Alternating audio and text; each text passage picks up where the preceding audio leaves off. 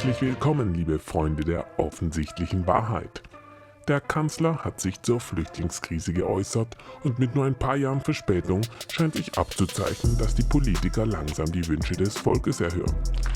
Kanzler Scholz hatte im Spiegel einen entschlossenen Kurs in der Migrationspolitik angekündigt mit den folgenden Worten: Wir müssen endlich im großen Stil diejenigen abschieben, die kein Recht haben, in Deutschland zu bleiben. Wer sich nicht auf Schutzgründe berufen könne und keine Bleibeperspektive habe, müsse gehen. Wir müssen mehr und schneller abschieben. Endlich sind die Probleme der Republik oben angekommen. Deutschland und eigentlich ganz Europa muss hier mehr Härte zeigen, um die Integration in sinnvollen Bahnen zu steuern. Wir nehmen gerne Schutzbedürftige auf und helfen ihnen. Wir nehmen gerne Einwanderer an, die hier leben und arbeiten wollen und an unserer deutschen Gesellschaft teilhaben wollen. Aber es geht nicht, dass gewisse Subjekte ihre Schutzbedürftigkeit vortäuschen und dass die Asylablehnung keine Konsequenzen hat. In den Zeitungen kann man ja lesen, was diese Leute machen, wenn sie sich langweilen. Zu oft liest man, dass Leute, die bereits polizeilich aktenkundig sind und keine Aufenthaltserlaubnis haben, in Gewaltdelikte und sexuelle Übergriffe involviert sind. Hier steht der Staat in der Pflicht, für Recht und Ordnung zu sorgen und seine Bürger zu beschützen. Leider sind viele Politiker zu fernab von der Realität. Viele Politiker haben hohe Ideale und verstehen nicht, dass diese Grundwerte von vielen Flüchtlingen nicht geteilt werden. Die deutsche Bürokratie ist keine Sprache, die von abgelehnten Asylanten verstanden wird. Sie bekommen ein Blatt Papier in die Hand gedrückt, sie sollen doch bitte das Land verlassen oder binnen 4 Wochen Einspruch erheben. Aber ganz ehrlich, keiner von uns würde Regeln befolgen, wenn sie nicht durchgesetzt werden.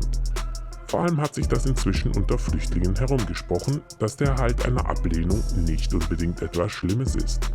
Vielleicht coachen die professionellen Schleuserbanden sogar die Flüchtlinge zu diesem Thema und sagen: Auch wenn ihr offiziell abgelehnt werdet, könnt ihr dennoch bleiben. Oder ihr zieht einfach weiter ins Nachbarland. Natürlich gibt es sofort kritische Stimmen zu der Aussage von Kanzler Scholz. Der Grünen-Politiker Jürgen Trittin schrieb auf X Folgendes: 30 Jahre nach 1993 sollten wir doch gelernt haben, dass Abschotten, Abschrecken, Abschieben keine Migrationspolitik ist, sondern ein Konjunkturprogramm für Rassismus und Rechtsradikale. Aber Jürgen Trittin vertritt hier eine illusionistische, ultraliberale Meinung, die leider realitätsfern ist. Ja, er hat recht. Es wird immer Fälle geben, in denen jemand unfair behandelt wird oder zu Unrecht abgeschoben wird. Aber dennoch ist die Aussage von Kanzler Scholz nicht gleichzusetzen mit einer generellen Abschottung und einem Anfeuern von Rassismus.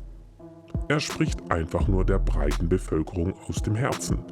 Wir wollen in Europa in Sicherheit und Wohlstand leben. Und dazu benötigt es ein gewisses Maß an Recht und Ordnung. Im eingeblendeten Video aus der Reihe Lösung für Deutschland gibt es einen interessanten Ansatz, wie man die Migration wieder in eine gesunde Bahn lenken könnte.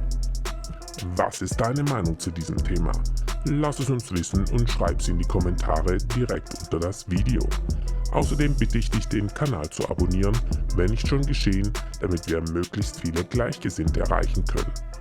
Wir werden auf jeden Fall weiter von der unbequemen Wahrheit berichten, bis die da oben uns die Lichter ausmachen. In diesem Sinne, hoffentlich bis bald.